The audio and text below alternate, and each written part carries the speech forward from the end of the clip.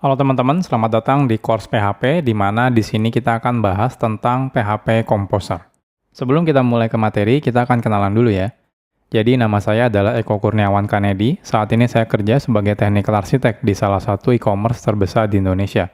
Saya sendiri sudah kerja lebih dari 10 tahun, dan biasanya di sela-sela kesibukan saya bekerja, saya biasa menyempatkan diri untuk berbagi konten ya soal programming di Programmer Zaman Now website, atau juga di YouTube channel Programmer Zaman Now. Kalau teman-teman ingin diskusi langsung dengan saya, teman-teman bisa menggunakan Telegram ya. Saya sering aktif di Telegram. Atau jangan lupa juga follow sosial medianya Programmer Zaman Now. Ada di Facebook, Instagram, YouTube, dan juga ada di Telegram channel. Kalau teman-teman butuh konsultasi ya, seperti misalnya mengadakan training atau konsultasi dari perusahaan, itu teman-teman bisa langsung email ke email pribadi saya di sini. Oke. Jadi ini adalah materi tentang PHP Composer, di mana ini bukan materi yang dasar lagi ya. Jadi harapannya teman-teman sudah mengerti beberapa materi yang sebelumnya sudah saya buat juga ya. Teman-teman perlu mengerti tentang PHP dasar, PHP Object Oriented Programming, lalu teman-teman juga sudah harus mengerti tentang PHP 8 ya, PHP Database, dan juga PHP Web. Nah semuanya sudah saya buatkan juga course-nya, teman-teman bisa ikutin course yang sudah saya buat. Oke. Agendanya apa sih? Jadi agendanya lumayan banyak ya. Pertama kita akan berkenalan dengan dependensi manajemen. Jadi apa itu dependensi manajemen? Lalu teman-teman juga akan berkenalan dengan Composer ya. Lalu gimana caranya membuat project menggunakan Composer. Lalu kita akan bahas tentang autoload, repository, upload ke repository, download dari repository, dan juga masih banyak yang lainnya. Ya. Jadi materinya lumayan banyak. Dan nanti kita akan lanjut ya di materi selanjutnya. Oke, nggak usah lama-lama ya. Kita akan langsung lanjut ke materinya. Sekarang kita akan berkenalan dengan Composer. Nah, kita sekarang akan bahas dulu ya sebelum kita menggunakan yang namanya dependensi manajemen. Jadi dulu misalnya kalau teman-teman belum menggunakan dependensi manajemen, saat kita misalnya membuat aplikasi, ya entah itu PHP web ataupun PHP command line gitu ya. Nah, biasanya kita sering banget ya membutuhkan library atau framework ya. Library entah library yang kita buat sendiri atau mungkin library punya orang lain atau library open source ya. Nah, sebelum menggunakan dependensi manajemen, jikalau kita membutuhkan library atau framework, ya biasanya kita perlu download library atau framework-nya. Secara manual udah pasti ya, download dulu. Setelah kita download, ya kita akan masukkan kodenya ke dalam program kita. Jadi, misalnya di copy paste ya dari kode punya orang ya, atau punya library punya orang, atau mungkin punya kita sendiri, ke program kita. Nah, jikalau library-nya sederhana, contohnya library-nya cuma ada 1 atau 2 file ya, simple ya, teman-teman cukup copy paste yang 2 file tersebut ya. Jadi mungkin untuk mengelolanya masih dibilang mudah gitu ya. Tapi bagaimana kalau ternyata library tersebut membutuhkan library lain? Ya teman-teman misalnya butuh library A, ternyata library A itu butuh library B. Ketika teman-teman masukkan library B-nya, ternyata si B itu butuh library C gitu ya, itu panjang banget biasanya seperti itu ya. Nah, ini kan semakin lama semakin banyak dan alhasil semakin besar ya file-file yang harus kita download. Nah, kalau misalnya tanpa dependensi manajemen, alhasil kita harus download semua library yang dibutuhkan oleh library yang kita gunakan. Jadi kalau kita hanya menggunakan A, tapi karena A menggunakan B dan C, maka kita harus download A, B, dan C. Ya. Belum lagi kita harus tahu versi berapa library yang digunakan. Contohnya saya menggunakan library A versi 1, ternyata si library A versi 1 dia menggunakan library B versi 2 gitu ya. Jadi kita harus tahu juga versi berapa yang harus kita download. Ya. Nah kadang-kadang akhirnya projectnya menjadi bengkak ukurannya karena semua kodenya harus kita masukkan ke sana. Dan yang pasti agak sedikit ribet kalau misalnya kita mau update library-nya. Contohnya teman-teman mau pakai library A, ternyata library A-nya mau teman-teman update nih dari versi 1 ke versi 2. Nah itu teman-teman ketika update ke versi 2, teman-teman harus cek library A itu butuh library apa lagi gitu ya di versi 2-nya. Jadi teman-teman harus download ulang semuanya manual. Ini kalau teman-teman tidak menggunakan dependensi manajemen. Untungnya sekarang itu semuanya ya hampir semua bahasa pemrograman sudah memiliki framework atau tool untuk dependensi manajemen. Apa itu dependensi manajemen? Jadi masalah yang sudah kita bahas sebelumnya kita bisa hindari kalau kita menggunakan dependensi manajemen tool ya. Jadi sederhananya, dependensi manajemen tool ini bertugas untuk mendownload semua library yang kita butuhkan beserta library yang dibutuhkan oleh library yang kita gunakan, gitu ya. Jadi kalau teman-teman butuh library A, kita tinggal bilang ke dependensi manajemen kalau kita butuh library A. Kita tinggal sebutkan versi berapa yang kita butuhkan, contohnya versi 1 gitu ya. Nanti dependensi manajemen itu akan mendownload semua dependensi A, ya, library A istilahnya, plus semua library yang dibutuhkan sama library A. Jadi kalau library A butuh library B yang versi 2 dan butuh library C yang versi 3 gitu ya, maka dia akan download secara otomatis gitu ya. Jadi semua dilakukan secara otomatis ya oleh dependensi manajemen tool-nya. Kita tidak perlu melakukannya secara manual lagi. Nah, dan juga dependensi manajemen tool bisa download library sesuai dengan versi yang dibutuhkan secara otomatis. Jadi kalau teman-teman bilang versi 2 gitu ya, nanti dia akan cek versi 2 ini butuh versi berapa aja library yang lainnya, seperti itu ya. Jadi kalau teman-teman mau upgrade versi library-nya, contohnya dari versi library A yang versi 1 ke versi 2, itu teman-teman tidak perlu lakukan manual lagi. Jadi teman-teman tinggal bilang saya mau download versi 2 gitu ya, nanti si dependency management tool ini yang akan download semua yang dibutuhkan untuk mendukung si library versi A2 tersebut. Jadi ini adalah dependensi manajemen ya. Jadi mempermudah kita ketika nanti kita butuh library atau istilahnya sebenarnya dependensi gitu ya. Ketika kita butuh dependensi berupa library atau framework. Oke. Sekarang kita masuk ke komposernya. Jadi komposer itu adalah salah satu dependensi manajemen tool yang mungkin saat ini paling populer ya untuk bahasa pemrograman PHP ya. Komposer sendiri itu dibuatnya itu terinspirasi dari dependensi manajemennya milik NVM dan juga bundler ya. Jadi ada dependensi manajemen namanya NVM, itu Node Package Manager ya, ini punyanya Node.js, dan juga ada bundler, ini punyanya bahasa pemrograman Ruby. Jadi komposer itu terinspirasi dari dua dependensi manajemen tool itu. Jadi yang tadi saya bilang, biasanya sekarang ya, zaman now ya gitu ya, itu semuanya itu hampir semua teknologi sudah memiliki dependensi manajemennya. Nah, saat ini yang paling populer di PHP adalah komposer ya. Mungkin ke depannya suatu saat mungkin akan ada lagi yang lebih populer tapi mungkin pada saat ini ya, saat saya buat video ini yang paling populer saat ini adalah komposer. Jadi kalau teman-teman menggunakan seperti nanti mau belajar kode Igniter atau Laravel itu sampai saat ini masih menggunakan komposer. Dengan komposer kita cukup membuat nanti configuration file yang berisi dependensi yang kita butuhkan. Jadi sesimpel teman-teman nanti bikin sebuah file namanya nanti composer.json ya. Nanti kita bahas di materi tersendiri. Nanti teman-teman tinggal masukkan dependensi apa yang teman-teman butuhkan. Contohnya dependensi A, dependensi B, dependensi C seperti itu. Nanti secara otomatis komposer akan mendownload semua library yang kita butuhkan dan dependensinya. Kalau misalnya dependensi yang kita masukkan ternyata butuh dependensi lain. Jadi itu semua otomatis ya dilakukan sama komposer. Nah, kita juga bisa update versi library yang kita gunakan ya dengan mudah dengan cara mengubah versinya di file konfigurasi yang komposer JSON tadi. Jadi kalau sebelumnya teman-teman pakai versi 1 lalu teman-teman pengen upgrade ke versi 2, itu teman-teman tinggal upgrade saja dependensi library-nya. Nanti otomatis komposernya akan mendownload dependensi yang dibutuhkan. Oke, untuk detailnya websitenya ada di sini, namanya Get Composer. Teman-teman bisa lihat di sini ya. Ini websitenya lumayan sederhana ya. Saat saya buat videonya, saat ini versi yang paling terbaru adalah versi 2.0.13 ya. Nanti kita akan bahas. Oke. Jadi kurang lebih konsepnya seperti ini ya. Jadi nanti kita saat bikin project ya, biasanya kan kita bikin project dalam bentuk folder ya, satu folder ini. Nanti dalam folder ini kita akan buat yang namanya composer.json. Jadi kita cukup bikin satu file aja. File ini nanti digunakan oleh si komposer. Jadi nanti kalau di sini adalah aplikasi komposernya, nanti komposer yang pertama akan baca dari komposer JSON ya. Nanti dia akan baca dari komposer JSON library apa yang dibutuhkan, seperti itu, nanti versi berapa dan sebagainya. Nanti dia akan download dari repository. Ya, nanti kita akan bahas lebih detail tentang repository. Jadi intinya adalah repository itu tempat source code dependensinya itu disimpan. Ya. Nah, nanti setelah baca, contohnya saya butuh A, B, dan C gitu ya library-nya. Nanti komposer akan download dari repository ya, library A, B, dan C. Nah, habis itu dia akan di-download kemana? Nanti dia akan di-download ke dalam folder yang namanya vendor. Jadi nanti secara otomatis di dalam project kita ya akan dibuatkan satu folder namanya vendor. Nah, semua library yang dibutuhkan akan otomatis dimasukkan ke dalam vendor tersebut. Jadi secara otomatis. Jadi teman-teman tidak perlu download secara manual satu per satu.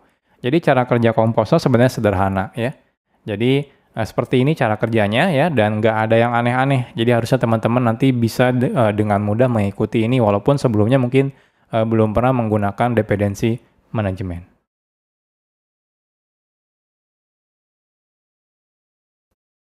Oke, sekarang kita akan menginstal dulu komposernya ya.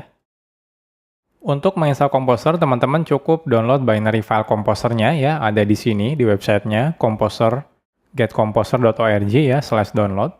Ini teman-teman silahkan buka saja di sini. Ya. Nah ini ada banyak cara sebenarnya menginstalnya. Saya rekomendasikan teman-teman download binary filenya ya. Nah di sini di bagian bawah sini. Jadi ini harusnya bisa digunakan untuk semua sistem operasi ya. Contohnya misalnya teman-teman silakan download yang 2013 contohnya. Saya akan download ya. Saya simpan ke desktop. Dia extensionnya PAR ya, PHAR ya. Jadi composer.var. Nah, ini sekitar 2 mega selesai. Jadi ini harusnya di semua sistem operasi ya sama ya. Nah, selanjutnya ya. Kalau teman-teman sudah mendownload ya, teman-teman bisa install. Caranya sangat sederhana ya. Kita cukup download binary file yang tadi ya, sudah. Lalu teman-teman masukkan ke dalam directory bin ya, nama foldernya bin di PHP ya.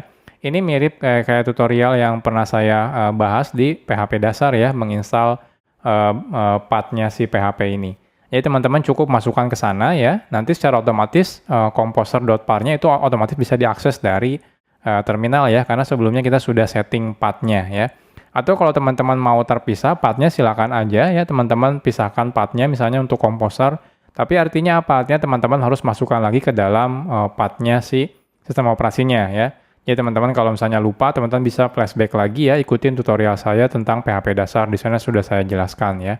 Nah, kalau teman-teman sudah menginstalnya, komposernya ya, ke dalam path-nya, nanti secara otomatis teman-teman bisa mengetikkan composer strip version. Cuma composer ini kan extensionnya PAR ya. Nah, kalau teman-teman menggunakan Mac atau Linux, teman-teman harus hapus extension .par-nya nih, harus dihapus. Kalau di Windows, teman-teman ganti dengan BAT ya, BAT ya. Jadi teman-teman harus ganti dengan BAT ya, BAT. Oke. Jadi di sini kita akan coba ya. Jadi saya akan coba. Tadi kan kita sudah download ya di desktop ya. Ini composer.par ya. Saya akan pindahkan ya. Kebetulan saya menginstalnya di application, di SAM ya, lalu di bin ya, di sini ada bin. Nah di sini kebetulan saya sudah menginstal sebelumnya, ada file namanya composer ya, di sini composer, nah sudah ada composer ya. Jadi saya hapus extension .par-nya ya, kalau di Mac atau di Linux teman-teman silakan hapus extensionnya, kalau di Windows teman-teman ganti. Jadi BAT, ini saya pindahkan ke sini. Oke. Nah ini ya, composer.par. Kalau misalnya teman-teman ada di Windows, teman-teman ganti menjadi BAT ya. Seperti ini, jadi use BAT. Kalau teman-teman misalnya menggunakan menggunakan Mac atau Linux, itu teman-teman hapus ya, jadi composer saja. Ini contohnya yang lama saya hapus dulu. Ini saya ganti ya, menjadi composer. Oke, remove. Nah. Selesai ya, composer. Nah, setelah selesai, ini defaultnya kalau teman-teman menggunakan Mac atau menggunakan Linux, dia tidak executable ya, kecuali kalau teman-teman menggunakan Windows, extension .bat gitu ya, itu otomatis langsung bisa di-execute ya dari terminal. Tapi kalau di Mac atau di Linux nggak bisa. Teman-teman harus jadikan file ini bisa di-execute. Caranya tinggal update ya, chmod-nya. Jadi kita akan masuk dulu, application, ke SAM, bin ya. Lalu saya tambahkan chmod ya, plus X ya, biar bisa di-execute ya, composer, seperti ini. Ini kalau misalnya di Mac ya, saya ulangi di Mac atau di Linux. Selesai ya, udah selesai, berarti sekarang kita bisa ya, menggunakan si script composer. Oke, saya masuk dulu ke home contohnya. Saya clear, jadi kita gunakan seperti yang di slide caranya ya, gunakan composer -- version untuk mengetahui versi composer yang kita gunakan. Jadi composer -- version. Nah, sekarang keluar ya. Jadi versi composer yang saya gunakan adalah versi 2013 ya. Jadi sekarang kita sudah berhasil menginstal composer. Jadi sederhana banget ya. Teman-teman silakan download file composer.par-nya, tinggal teman-teman masukkan ya ke dalam directory bin di PHP-nya ya, yang sudah disetting path-nya seperti di tutorial PHP dasar. Kalau misalnya di Windows tinggal diganti extensionnya jadi .bat gitu ya. Kalau di Linux atau Mac tinggal dihapus extension par-nya, lalu tinggal teman-teman tambahkan sebagai executable. Jadi teman-teman bisa execute Composer-nya. Ya, sekarang kita sudah berhasil menginstal Composer di laptop kita.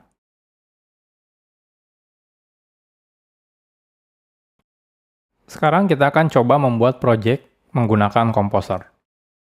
Untuk membuat project Composer itu sangat sederhana ya. Kita cukup membuat file composer.json pada project PHP kita. Jadi kalau misalnya sesederhana ini, jadi sebenarnya teman-teman bisa gunakan di project yang sudah ada gitu ya, atau di project baru pun bisa. Karena teman-teman cukup menambahkan file namanya composer.json ya. Nah, kalau teman-teman misalnya pengen bikin secara otomatis, jadi kalau teman-teman manual, silakan teman-teman bikin sendiri composer.json ya. Tapi kalau mau otomatis, teman-teman bisa gunakan perintah composer init ya di dalam folder project-nya. Kita akan gunakan composer init ya, biar tidak manual membuat file composer.json-nya ya, biar otomatis. Jadi caranya teman-teman seperti ini, contohnya kita bikin folder namanya belajar PHP Composer ya. Lalu teman-teman silakan perintahnya adalah composer init ya. Nanti ini akan mengenerate project Composer baru. Jadi sebenarnya dia ngegenerate file composer.json ya. Nanti akan ditanya package name-nya. Package name itu kayak nama project-nya ya. Biasanya dia ada formatnya ya. Formatnya diawali dengan nama vendornya. Ya anggap aja nama nama perusahaan teman-teman ya, atau nama pribadi juga nggak masalah. Tapi ini ada aturannya, harus lowercase semua ya, tidak boleh ada spasinya. Jadi contohnya vendornya saya ganti programmer zaman now. Lalu name-nya, nama project-nya, contohnya di sini belajar PHP Composer seperti ini. Lalu di sini kita diminta masukkan description-nya, contohnya belajar PHP Composer. Lalu di sini autornya, default-nya dia akan bisa mendeteksi dari author di laptop kita ya, menggunakan Git ya. Jadi setelah itu minimum stability-nya ya, terserah teman-teman mau masukkan, saya di sini skip. Lalu tipe project-nya ya, saya pakai di sini tipenya adalah project ya. Tipe project-nya adalah project, artinya saya membuat aplikasi. Nanti kita bahas yang lain seperti library contohnya ya.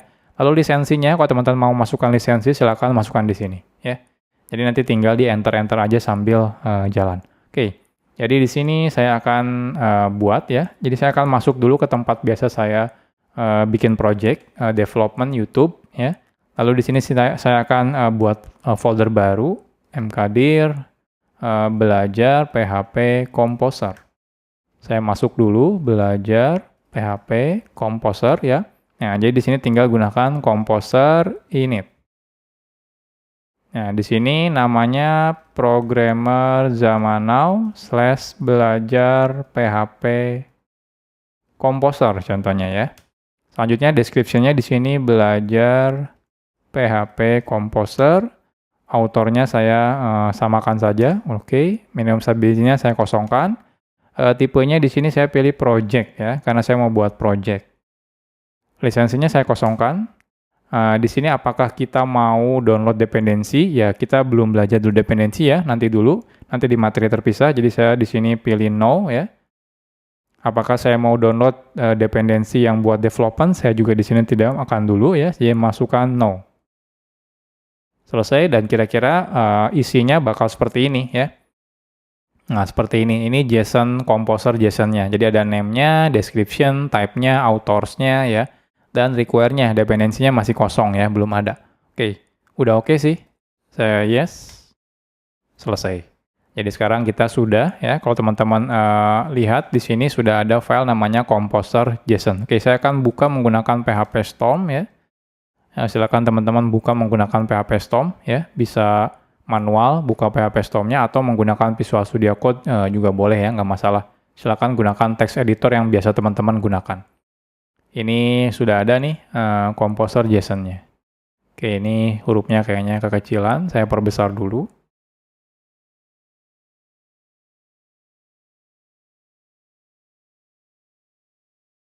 Oke, sudah ya. Nah, jadi isinya sebenarnya sederhana banget, cuma seperti ini doang nih, composer.json. Jadi filenya cuma ini. Yang paling penting itu adalah name, description, tipenya apa, autornya siapa, dan require-nya ini dependensinya. Nanti kita bahas ya, gimana cara menambah dependensi. Oke, setelah selesai, yang perlu teman-teman lakukan adalah, ini kan sudah jadi ya composer JSON-nya, menginstal dependensinya. Oke, tapi kan kita belum menambahkan dependensi nih, nah itu nggak masalah sebenarnya ya. Jadi bisa secara otomatis si Composer juga akan nge-generate file-file yang dibutuhkan ya, jadi nggak harus menambahkan dependensi dulu. Jadi setelah kita membuat Composer project-nya, selanjutnya kita perlu menginstal dependensinya. Walaupun sampai sekarang kita belum menambahkan dependensi apapun, tetapi itu nggak masalah ya. Untuk menginstal dependensi kita cukup menggunakan perintah composer update ya. Ya teman-teman silakan gunakan perintah composer update. Nanti dia akan secara otomatis menginstal dependensinya, nanti bikin folder vendor, nanti akan bikin satu file namanya composer log ya. Jadi perintah composer update akan menginstal semua dependensi yang terdapat di file composer JSON. Lalu semua dependensinya akan diupdate di dalam file namanya composer log ya. Jadi kalau teman-teman kaget loh kok ada file baru namanya composer log, itu nggak masalah. Itu semacam catatan aja ya buat si komposernya bahwa dependensi yang sudah diinstal itu dependensi apa aja gitu ya. Karena kalau di composer JSON mungkin nanti teman-teman cuma nambahin dependensinya A gitu ya. Tapi kan sebenarnya A itu butuh B, C, D gitu ya. Nanti yang B, C, D itu akan disimpan di dalam composer log ya sama si komposernya. Dan hasil semua dependensinya ya teman-teman nanti akan lihat ada di folder yang namanya vendor. Nanti ini otomatis akan dibuat sama si komposernya. Oke. Jadi caranya teman-teman cukup gunakan composer update ya. Oke. Jadi di sini teman-teman silakan buka terminal. Saya buka terminal di sini ya. Jadi di foldernya saya cukup gunakan composer update. Nah, kita tunggu sampai selesai. Nah, sudah selesai, cepat ya. Kenapa? Karena memang tidak ada dependensi, jadi cepat. Nanti kalau teman-teman perhatikan, di sini ada composer log ya. Jadi isi filenya adalah ini. Nah, ini informasinya. Ya, kebetulan di sini tidak ada ya.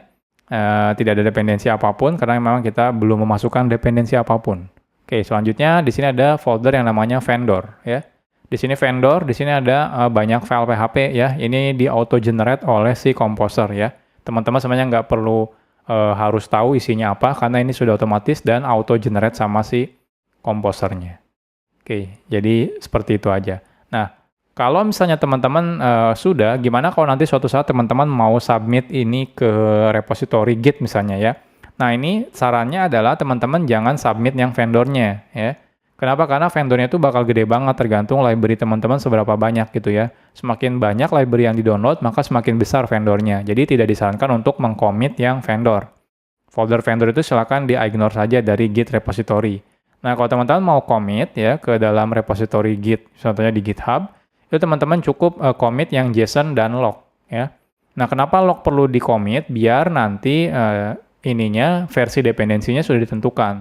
Nah, nanti itu ada perintah lagi selain composer update, namanya ada composer install.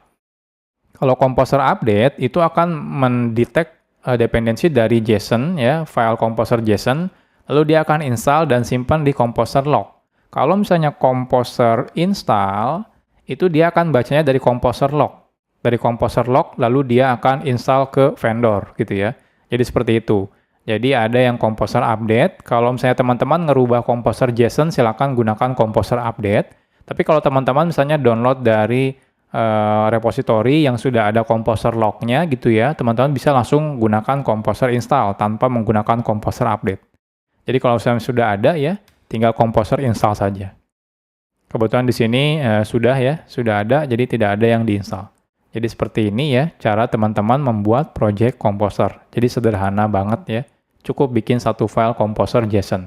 Kalau teman-teman tidak mau menggunakan composer lagi, simple. Teman-teman tinggal hapus file composer JSON-nya, composer log-nya, sama vendornya. Jadi sesederhana itu aja membuat project composer. Ya. Jadi teman-teman tidak membutuhkan IDE sama sekali ya, seperti PHP Storm atau Visual Studio Code. Cukup menggunakan terminal.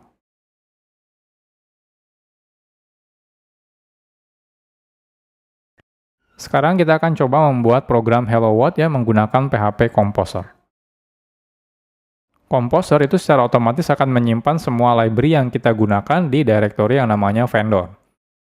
Lantas pertanyaannya bagaimana cara include file library-nya? Kalau misalnya kita masukkan 1, 2, atau 3, itu kan di dalamnya biasanya ada banyak sekali file PHP-nya. Nah, biasanya kan kita akan include atau require one satu persatu ya file PHP-nya. Nah, lantas gimana kalau misalnya dengan si Composer ini? Nah, kita tidak perlu melakukan satu persatu. Jadi, teman-teman nggak perlu ngelakuin require one satu persatu gitu ya, atau include one itu satu persatu itu nggak perlu. kita cukup menggunakan file yang namanya vendor/autoload.php. Jadi di dalam folder vendor ya atau directory vendor itu terdapat file namanya autoload.php. Ini secara otomatis akan di-generate oleh si komposernya. Jadi setiap teman-teman ngelakuin composer update itu otomatis dia akan di-generate ini. Nah, tapi kalau teman-teman nanti update, nanti teman-teman perlu regenerate lagi si file autoload PHP-nya. Nanti saya akan perlihatkan ya cara nge-generate-nya. Nah, file autoload PHP tersebut ini bisa secara otomatis menginclude kelas-kelas yang kita butuhkan di library kita, ya. Jadi misalnya di file PHP kita cukup menambahkan autoload PHP saja, nanti secara otomatis semua library yang ada di Composer yang teman-teman sudah include ya, itu otomatis bisa digunakan tanpa teman-teman ngelakuin include satu persatu filenya. Jadi seperti ini caranya. Jadi teman-teman gunakan require once ya, atau include once, bebas. Contohnya di sini directory, lalu teman-teman ini kan directory filenya ya. Nah, selanjutnya teman-teman silakan masukkan vendor autoload.php ya. Nanti secara otomatis semua library yang nanti sudah kita masukkan ke dalam project composernya bisa teman-teman gunakan. Cuma kebetulan sekarang kita belum menambahkan library apapun ya. Tapi nggak masalah, jadi intinya teman-teman cukup menambahkan satu baris ini. Nge-include si autoload.php-nya. Ya. Oke, kita akan coba ya. Jadi di sini saya akan bikin sebuah file namanya hello world ya. Oke, selanjutnya di sini jadi teman-teman cukup require once ya, directory saat ini, lalu saya tambahkan vendor autoload.php ya. Isi autoload ini teman-teman nggak usah khawatir karena ini di auto generate sama si komposernya. Nah, makanya ini namanya agak aneh ya. Karena dia di autoload. Nanti ini banyak sekali kodenya. Ini semuanya di autoload sama si PHP komposernya ya. Jadi teman-teman cukup ngelakuin include autoload saja. Lalu di sini contohnya hello world ya. Composer misalnya ya. Selesai. Jadi cukup seperti itu aja. Selanjutnya teman-teman silakan running ini menggunakan web contohnya ya, atau juga menggunakan terminal ya. Contohnya saya akan menggunakan terminal, menggunakan perintah PHP, nama filenya ya. Nanti keluar di sini hello world composer. Jadi sekarang kita sudah berhasil ya melakukan ya atau membuat program hello world menggunakan composer. Jadi sebenarnya sederhana banget ya. Teman-teman cukup include yang autoload-nya saja. Setelah itu teman-teman mulai bisa membuat kode program PHP-nya.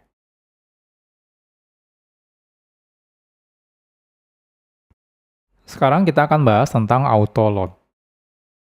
Composer menggunakan fitur PHP class autoload untuk melakukan loading class ya yang terdapat di dalam directory vendor. Jadi kalau teman-teman nanti perhatikan kode-kode menggunakan Composer itu teman-teman tidak perlu melakukan manual menggunakan require once atau include once ya untuk tiap file kelas-kelas yang teman-teman import gitu ya atau use. Nah, kenapa nggak perlu manual? Karena dia menggunakan fitur yang namanya autoload ya. Ini sudah ada sejak di versi PHP 5. Jadi di sini ada fitur yang namanya PHP autoload. Jadi nanti ada sebuah function yang namanya ini spt autoload register. Nanti tinggal function ini dipanggil. Kalau di sini kita manggil kelas mana, maka secara otomatis di-include ya kelasnya. Dan ini semuanya sudah di-handle otomatis sama autoload-nya milik Composer. Jadi kalau teman-teman perhatikan, ketika kita melakukan autoload di sini ya. Nah, di sini ada autoload-nya. Nah, di sini ada autoload-nya nih. Nah, SPL autoload register. Jadi semuanya sudah ada otomatis di sini. Jadi teman-teman tidak perlu menggunakan lagi. Oke ya. Jadi nggak ada magic sebenarnya ya. Jadi itu sebenarnya udah bawaan functionnya di PHP sudah ada. Cuma teman-teman jadinya tidak perlu melakukan import, include atau require once si file PHP-nya satu persatu ya secara manual. Nah, selain itu kita juga bisa memasukkan source code di project kita ke autoload. Kalau teman-teman misalnya pengen ngelakuin autoload juga gitu ya. Jadi nggak cuma dari library, tapi juga dari kode teman-teman di project-nya ya. Nanti kita akan lihat caranya ya. Namun agar bisa di autoload, ada standar yang perlu kita ikuti. Jadi nggak tiba-tiba langsung bisa di autoload ya. Teman-teman harus ikuti standarnya. Oke, kita cek. Jadi nanti teman-teman perlu ubah yang namanya composer.json-nya ya, menambahkan atribut yang namanya autoload. Nah, di dalam autoload ini sebenarnya ada formatnya, tapi format yang biasa digunakan adalah PSR4 ya. Ada banyak sebenarnya. Di sini saya cuma bahas PSR4, kenapa? Karena memang yang lumrah digunakan ya, yang biasa digunakan. Nah, contohnya seperti ini. Kalau misalnya saya tulis programmer zaman now / ya, artinya adalah ini adalah nama namespace-nya ya. Artinya kalau saya suatu saat di dalam kode program saya melakukan import atau use ini ya, package ini, maka secara otomatis si komposer akan nge-load ya file yang ada di ini, folder src. Artinya nanti kita akan bikin sebuah folder yang namanya src atau istilahnya source gitu ya. Nah, ini bisa seperti ini. Oke, kita akan coba ya. Kita langsung praktekkan saja di dalam composer JSON ya, di sini. Nah, kita bisa tambahkan di sini contohnya autoload ya. Autoload ini formatnya ada banyak, PSR4, class map, exclude from class map, files PSR0 ya. Cuma yang paling banyak digunakan sekarang adalah PSR4. Nah, PSR4 formatnya adalah di sini adalah nama package-nya ya, atau nama namespace-nya. Jadi di sini contohnya namespace-nya programmer zaman now seperti ini. Pemisahnya kan biasanya 1 ya, tapi kalau di sini pakainya 2 ya. Nah, seperti ini. Lalu selanjutnya di sini akan otomatis nge-load folder mana. Nah, contohnya saya akan bikin folder di sini namanya source ya, atau disingkat src ya. Nah, nanti semua kelas PHP-nya saya akan masukkan ke sini. Jadi nanti otomatis saya akan load dari source ini ya. Artinya apa? Artinya kalau di sini di file PHP kita, di sini kita use ya programmer zaman now ya. Kalau misalnya nama kelasnya contohnya echo gitu ya. Nah, ini secara otomatis dia akan nge-load ya, programmer zaman now ini akan dikonversi menjadi ini src. Jadi dia akan nge-load si source ini ya. Lalu selanjutnya nama kelas harus ada sama dengan nama filenya. Jadi kalau nama kelasnya echo, nanti di sini saya harus bikin nama filenya adalah echo.php. Seperti itu ya. Jadi ini contoh saja. Jadi caranya seperti ini. Oke. Nah, selanjutnya ketika teman-teman merubah autoload-nya, teman-teman harus memastikan si composer autoload-nya itu diubah juga alias di-generate ulang ya. Jadi teman-teman perlu melakukan generate ulang si file autoload.php-nya. Nah, ini teman-teman nggak perlu lakukan manual ya, cukup menggunakan perintah saja, namanya adalah composer dam autoload. Nanti secara otomatis si autoload-nya akan di-generate ulang ya. Nanti akan menginclude semua library dan juga script autoload yang sudah kita masukkan di sini. Jadi di sini teman-teman perlu ya tambahkan yang namanya composer dam ya autoload. Nah, selesai ya, sudah generate autoload filesnya, artinya sudah harusnya yang ini sekarang file ini ya. Directory ini, maksudnya, directory yang source, ini otomatis sudah dibinding dengan namespace programmer zaman now. Oke, selanjutnya kita akan coba ya, kita akan coba di sini bikin sebuah kelas dengan namespace programmer zaman now. Oke, ini adalah aturan pembuatan source code-nya ya. Jadi pada composer JSON sebelumnya kan kita sudah menambahkan namespace-nya programmer zaman now ya di dalam direktorinya source ya, src. Nah, artinya jikalau kita import kelas di namespace programmer zaman now, maka dia akan include file di dalam direktori src. Ya. Nah, jikalau namespace-nya programmer zaman now, maka foldernya adalah src ya. Jikalau namespace-nya programmer zaman now /data, maka foldernya adalah src/data. Jadi nanti teman-teman perlu bikin lagi folder namanya data. Huruf besar ya, D-nya. Jadi harus sama. Jadi artinya programmer zaman now ini bindingnya ke source ya, tapi kalau teman-teman di dalamnya bikin sub namespace lagi atau sub package, itu teman-teman contohnya di sini data, teman-teman harus bikin nama foldernya di sini adalah data juga ya. Jadi harus sama formatnya. Nah, sedangkan untuk nama filenya harus sama dengan nama kelasnya. Jikalau nama kelasnya adalah people contohnya, maka teman-teman juga harus bikin nama filenya adalah people.php. Jadi harus sama dengan nama kelasnya ya. Jadi harus satu file itu satu kelas ya biar importnya benar gitu ya. Oke. Contohnya kita akan buat ya. Jadi kita akan di source ini akan bikin nama foldernya data, habis itu nama filenya people.php. Artinya apa? Artinya di sini kan package-nya adalah programmer zaman now, berarti di sini data. Jadi programmer zaman now data ya, nama namespace atau package-nya. Lalu di sini kita bikin file namanya people.php, artinya di dalamnya kita harus bikin kelas namanya people ya. Oke, kita akan coba bikin file dulu aja. Jadi di dalam source-nya di sini saya akan bikin folder namanya data. Lalu di dalam data di sini kita akan bikin file PHP namanya people ya. Nah, seperti ini. Ini masih kosong. Ini kita close dulu. Oke, selanjutnya isinya seperti apa? Jadi isinya teman-teman harus seperti ini. Teman-teman harus masukkan namespace-nya programmer zaman now /data. Kenapa? Karena kan kita sudah tahu ya, src itu adalah namespace-nya programmer zaman now sesuai dengan di yang tadi ya, composer JSON.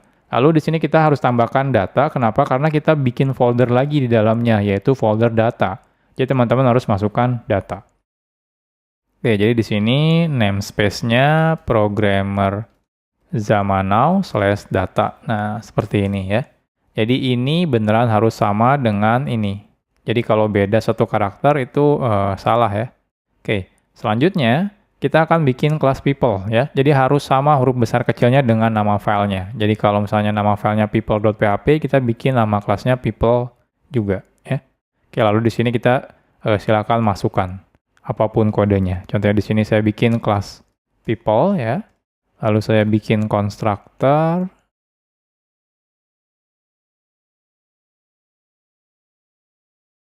Oke, saya akan promote variabelnya, contohnya name, seperti ini. Oke, sorry, name, habis itu di sininya saya hello ya. Di sininya string name, oke. Di sini terjadi error ya, komplainnya karena PHP-nya versi PHP-nya harus PHP 8 ya kalau ini. Nah, ini sebenarnya saya sudah pakai PHP 8 sih, cuma di editornya dianggapnya saya masih pakai PHP 7. Jadi saya naikkan dulu ya versi PHP-nya ke PHP 8. Nah, selesai. Oke, fitur ini soalnya baru ada di PHP 8 ya, yang nge-promote dari constructor menjadi atribut. Oke, habis itu kita bikin function say hello ya. Di sini string name. Lalu kita samakan saja ya isinya. Hello, oh ini hello-nya malah name yang di sini ya. Saya edit deh. Harusnya hello name ya dari parameter ini. Contohnya my name is this name. Nah, selesai. Seperti ini ya. Jadi simple nih, kita bikin kodenya seperti ini. Oke, selanjutnya apa yang perlu kita lakukan? Selanjutnya teman-teman nggak perlu ngelakuin apa-apa lagi, teman-teman nggak perlu nge-require one lagi si file ini ya, people.php, teman-teman bisa langsung gunakan. Ya. Jadi contohnya, setelah teman-teman ngelakuin require once ya, yang auto load ini, teman-teman udah nggak perlu lagi ngelakuin require once satu persatu file PHP kita ya. Ya cukup teman-teman langsung use, contohnya programmer zaman now /data/people. Lalu teman-teman langsung bisa pakai people-nya. Jadi di sini teman-teman tidak perlu ngelakuin require once ke file people.php lagi. Jadi ini sudah otomatis. Jadi ini adalah salah satu keunggulannya kalau teman-teman menggunakan fitur auto load-nya si Composer. Oke, di sini contohnya saya balik lagi ke Hello World ya. Oke, saya ganti deh ya nama file, bikin file baru biar ini nggak berubah. Namanya Hello People. Oke, jadi di sini tetap ya kalau pertama harus require once directory lalu vendor auto load. Selanjutnya kita use programmer zaman now people ini, lalu kita akan bikin people sama dengan new people, contohnya namanya echo, lalu kita echo people say hello Budi contohnya. Selesai ya. Ini kita coba running, silakan menggunakan PHP hello people.php. Hasilnya lihat hello Budi, my name is Eko. Ini udah otomatis. Kecuali kalau teman-teman lupa ya, lupa nge-require once ini mungkin error. Kita coba. Nah, error ya, kelas people-nya tidak diketahui ini di mana. Tapi kalau teman-teman sudah ya, ngelakuin require once si autoload ini, maka secara otomatis ya, yang di Composer JSON-nya juga akan di autoload ya. Jadi ini enaknya kalau teman-teman menggunakan Composer. Jadi teman-teman bayangkan kalau tidak menggunakan Composer, teman-teman harus require once satu persatu nih. People.php. Nanti kalau misalnya tambahin file lain, harus require once lagi yang lain seperti itu. Kalau ini teman-teman nggak perlu ya. Jadi ini fitur autoload di Composer.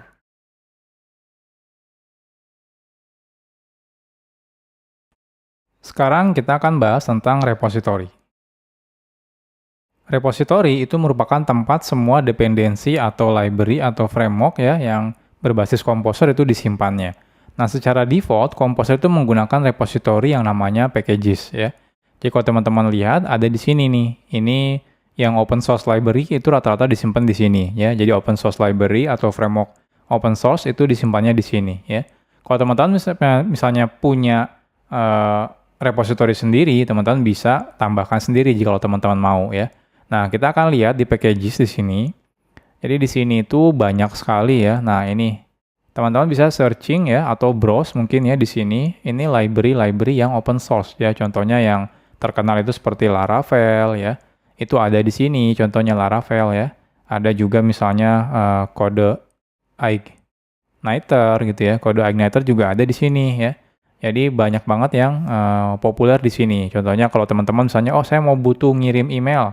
Nah, teman-teman ada juga ya library untuk mengirim email, banyak juga. Atau saya mau ngelakuin HTTP client. Nah, ini juga ada banyak ya HTTP ya. HTTP client harusnya banyak juga. Nah, seperti ini banyak juga HTTP client gitu ya. Jadi sebenarnya banyak banget library yang sudah tersedia di dalam repository sini ya, di packages ini. Jadi ini rata-rata semuanya open source ya dan free untuk digunakan ya. Jadi nanti kita akan coba ya menggunakan salah satunya di chapter tersendiri. Jadi seperti ini. Atau kalau teman-teman misalnya oke, saya mau menambahkan repository saya sendiri misalnya. Saya misalnya aplikasi atau library-nya bukan open source gitu. Nah, teman-teman juga bisa. Ini ada banyak ya. Jadi di dokumentasinya ada. Nanti kita akan coba ya. Ini saya bahas sekilas dulu aja. Jadi konsepnya kan semuanya sebenarnya disimpan di repository. Jadi nanti saat teman-teman install dependensinya ya, atau masukkan di dalam Composer JSON, nanti semuanya akan di-download dari tempat repositorinya. Jadi kalau bingung apa itu repository, ya anggap aja file hosting lah ya, tempat menyimpan si library dependensi Composernya. Jadi ada banyak tuh teman-teman misalnya mau masukannya bahkan bisa dari Git ya. Nah ini version control juga bisa ya dari Git, contohnya teman-teman nanti kita upload ke GitHub contohnya, itu juga bisa ya. Jadi nggak harus langsung ke packages, nanti kita akan coba praktekkan juga ya. Dan ini banyak tipenya, nanti kita akan coba praktekkan beberapa ya, tidak akan semua. Nanti kita akan coba praktekkan ke version control ya, menggunakan GitHub dan juga ke packages. Kalau teman-teman punya open source library yang di-deploy ke packages, nanti kita akan lihat caranya seperti apa. Jadi ini tentang repository ya. Jadi teman-teman harus biasakan nanti kalau misalnya bikin aplikasi projectnya udah besar gitu ya, dibagi menjadi kecil-kecil gitu ya library-nya, itu silakan dimasukkan ke repositorinya. Jadi nanti tinggal dari project teman-teman tinggal include dependensinya. Nanti otomatis kita bisa download dari menggunakan Composer dari si repositorinya.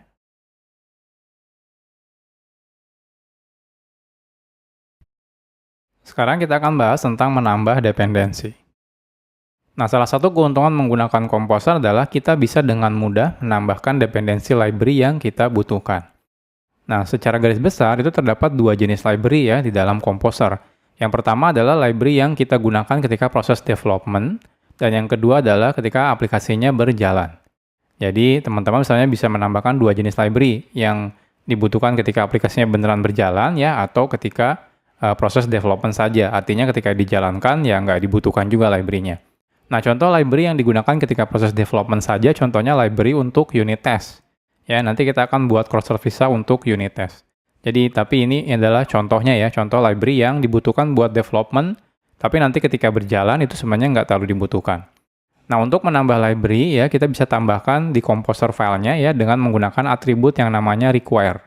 Require ini adalah library yang bisa kita tambahkan untuk aplikasinya ya, ketika aplikasinya berjalan. Sedangkan ada yang require dev. Ini digunakan untuk library yang untuk proses development. Jadi kurang lebih seperti ini contohnya. Ya teman-teman silakan tambahkan require, lalu di sini tinggal masukkan key value-nya. Key-nya adalah library-nya apa, dan value-nya adalah versinya versi berapa. Ya. Jadi di sini library-nya, di sini versi berapa. Kalau teman-teman butuh yang buat development, teman-teman gunakan require dev ya. Di sini library-nya versi berapa. Di sini library-nya apa, dan di sini versi berapa. Jadi ini bisa lebih dari satu ya. Jadi bebas silakan masukkan. Oke.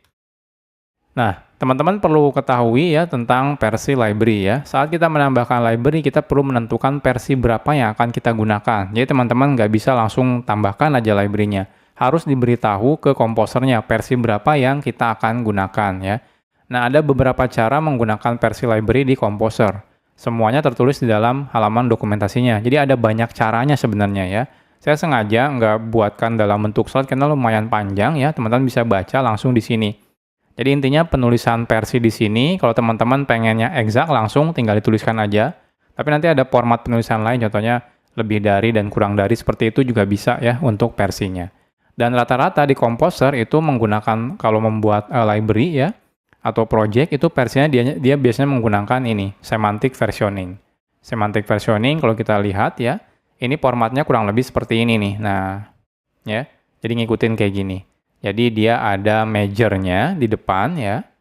Jadi di depan major, titik minornya apa, titik patch-nya apa. Jadi misalnya versi 1, titik 0, titik patch-nya keberapa.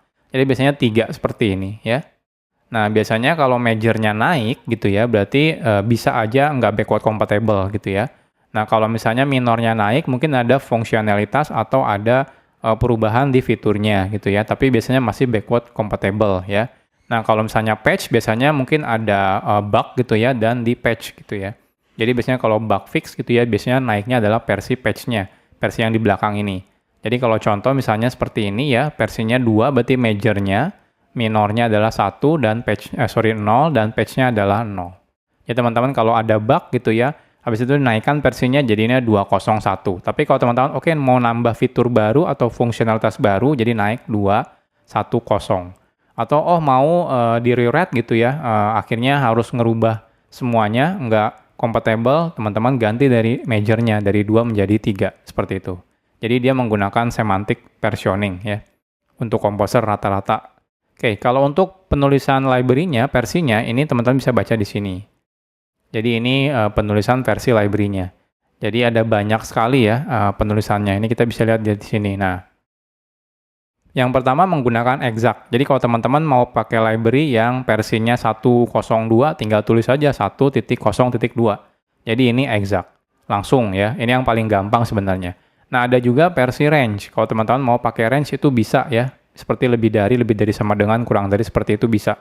Nah contohnya seperti ini. Saya mau pakai library yang versinya lebih dari sama dengan 1.0 misalnya. Atau 1.0 ya, lebih dari sama dengan 1.0, tapi kurang dari 2.0. Nah, itu bisa. Tinggal nanti masukkan di versionnya seperti ini, ya. Atau seperti ini misalnya ya, lebih dari ini, kurang dari ini, tambahkan atau ya, lebih dari ini. Nah, itu juga bisa. Tinggal dimasukkan di versionnya. Atau ada juga hyphenated version range seperti ini ya, pakai range. Kalau ini kan pakai kurang dari, lebih dari. Nah, kalau teman-teman pengen gampang, teman-teman bisa seperti ini contohnya ya. Jadi kalau misalnya 1.0 strip 2.0 ini sama dengan lebih dari sama dengan 1.0 sama kurang dari 2.1 ya. Jadi teman-teman bisa pakai seperti ini, dan masih banyak yang lainnya sebenarnya ya. Mau pakai bintang menggunakan wildcard juga bisa. Kalau 1.0 bintang artinya library yang versinya 1.0 berapapun di belakangnya gitu ya. Kalau sekarang ada versinya 1 berarti pakai 1 belakangnya patch-nya. Kalau yang 2 berarti pakai yang 2. Pokoknya yang terbaru ya. Ini nggak terlalu peduli nih kalau pakai bintang. Dan yang lain ada lagi seperti ini ya. Ada tilt operator juga bisa seperti ini ya. Kalau misalnya seperti ini, tilt 1.2 itu sama dengan lebih dari sama dengan 1.2 tapi kurang dari 2.0. Untuk detailnya ya, bahkan ada karet gitu ya. Itu teman-teman bisa baca ya lengkapnya di sini. Lumayan banyak ya. Sebenarnya ini sederhana sih. Kalau teman-teman masih bingung, ya udah pakai yang exact aja seperti ini. Sebutkan versinya versi berapa ya. Oke. Next.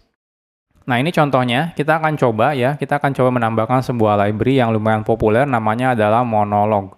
Monolog ini digunakan untuk melakukan logging ya. Logging itu menulis, biasanya menulis menulis informasi. Nah, biasanya di loggingnya adalah ke file seperti itu ya. Jadi kita akan coba tambahkan ya. Nah, ini teman-teman bisa cari di packages sebenarnya. Namanya monolog, ini lumayan terkenal ya. Nah, seperti ini ya, monolog. Nah, teman-teman bisa cek di sini versi yang terbarunya berapa ya. 220 versi yang terbarunya. Jadi di sini kita cukup gunakan ya di sini monolog library-nya. Oke, kita akan coba di Composer JSON-nya kita akan tambahkan ya di require ya. Karena ini buat aplikasinya. Jadi monolog. Di sini versinya tadi 2.2.0. Nah, seperti ini. Ya, jadi ini versinya 2.20. Jadi teman-teman cukup tambahkan seperti ini aja ketika butuh library. Oke, kalau mau nambah yang lain tinggal tambahkan JSON seperti biasa, tambahkan lagi ya. Jadi simpel banget sebenarnya. Oke.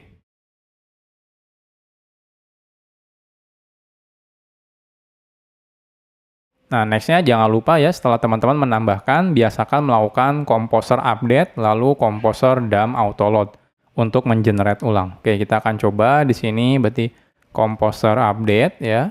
Setelah diupdate, nanti dia akan download, lihat, perhatikan dia download ya, library monolog, dan ternyata monolog itu butuh library lain, namanya PSR log. Maka dia otomatis akan download ya. Jadi kalau teman-teman perhatikan di dalam vendor, itu ada monolog sekarang ya, ini library monolog sama PSR ya, karena dia butuh library PSR. Jadi teman-teman nggak perlu lagi manual download satu persatu. Oke, composer dump autoload. Selesai. Jadi sekarang kita sudah ngelakukan generate autoload-nya ya, yang ini, dan juga sudah download monolognya. Oke. Next-nya kita sekarang akan coba ya. Jadi ini tadi hasilnya ya, sama seperti yang tadi sudah saya lihatkan, dan sekarang kita akan coba monolognya. Jadi contohnya seperti ini, teman-teman nggak perlu require lagi ya monolognya, cukup langsung use monolog logger sama use monolog handler, stream handler. Oke, di sini saya akan buat file baru ya, nama filenya adalah hello logging. Oke, jadi di sini require once, dir. Di sini vendor autoload ya. Lalu di sini tinggal use ya monolog logger ya tadi ya. Ini ya logger, habis itu handler, stream handler. Oke, selanjutnya kita akan kita lihat di sini. Pertama bikin logger ya, habis itu new logger, habis itu kita set handlernya ke mana ya. Jadi di sini kita bikin log sama dengan new logger. Nama loggernya contohnya programmer zaman now ya. Lalu lognya kita push handlernya new stream handler. Oke. Di sini yang pertama mau disimpan ke file apa? Contohnya misalnya application.log. Lalu di sini debug levelnya ya, logging levelnya mau apa? Ada debug dan sebagainya. Contohnya di sini logger info ya. Jadi kita masukkan dari level infonya. Oke, selanjutnya kita coba ya. Kita coba lihat seperti ini ya. Log info hello world sama log info selamat belajar Composer. Log info hello world ya sama selamat belajar Composer. Selesai ya. Nah, untuk detailnya ya soal library monolog nanti saya akan buatkan course terpisah ya tentang PHP monolog ya, biar teman-teman nanti tahu gimana cara melakukan logging. Sekarang kita coba running. Nah, selesai ya. Teman-teman bisa lihat di sini ada application log. Application log itu adalah logging hasil informasi yang tadi kita tulis. Di sini hello world dan di sini selamat belajar Composer.